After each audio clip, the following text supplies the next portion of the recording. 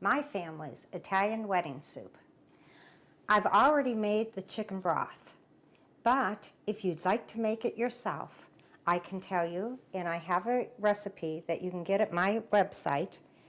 You start with 4 chicken thighs. You put water at least 2 inches above the chicken thighs. You add an onion, celery, and some carrots. You add 2 tablespoons of the garlic grapeseed oil, a couple tablespoons of the hearty spaghetti seasoning by Wild Tree. It will do the job, and a couple bay leaves. You let it simmer for about 3 hours. You strain it, and the only thing you use for the end result are going to be some of the carrots. Now, I use the carrots, and we'll put those in and let those simmer into the steaming broth. And then I also use some spinach. Now, you can use fresh spinach or frozen spinach. And the frozen spinach, depending how long you're going to cook this, you can actually put the frozen spinach right in. I've already cooked the spinach a little bit because we're going to want to eat this right away. The meatballs, remember those meatballs I made in my meatball segment? Well, when I told you to roll them small, this is how I meant, and I showed you a couple. We're going to add some of those. And then the pasta. Now this is really what makes the dish. It's a homemade pasta, so we have a dough. And I've already created this, so I'm going to show you. I made the dough.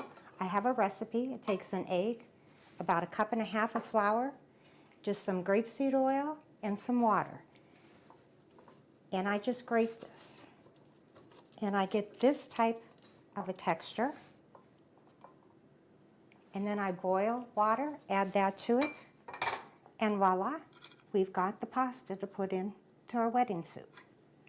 Add that, stir it around,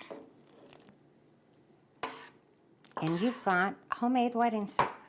Now you could also add, which is optional, and I'm not doing it today, some hard-boiled eggs to put in, or you can add some Parmesan cheese right in it to make it a little thicker.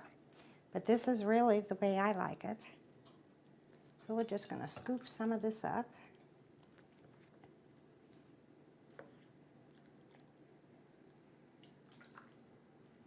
Look at that with those meatballs in there. The pasta will get thicker too as it goes along. So you don't want to add too much pasta because it'll suck up all your stock. Then a little bit of the Parmesan grated cheese. Serve with a nice loaf of hot bread. And this one I'm going to try. This is like one of my favorites. It's so good.